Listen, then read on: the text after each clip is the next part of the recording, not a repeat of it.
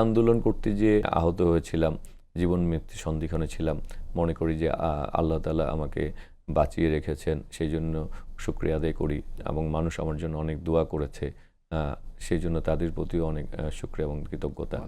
আমার দেহে প্রায় ৪টি গুলি বিদ্ধ হয়েছিলাম, ৪টি গুলি আমার দেহে বিদ্ধ হয়েছিল।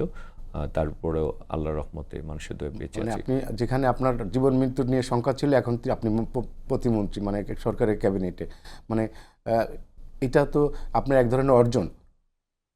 সেটাই তো বললাম যে আসলে আমাদের যেখানে আমার থানা ছাত্রদলের সাধারণ সম্পাদক নূরজামান জনি, তাকে ১৬টা গুলি করে হত্যা করা হয়েছে আমাদের জোরপুকুর মাঠে।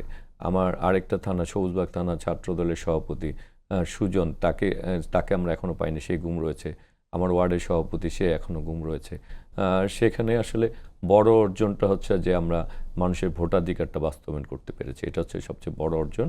আর আরেকটি হচ্ছে যে আমরা একটি গণতান্ত্রিক বাংলাদেশের স্বপ্ন দেখেছি, যেটি আমাদের বিএনপি চেয়ারম্যান জনাব তারেক রহমানের নেতৃত্বে আমরা সেদিকে এগিয়ে চলছি।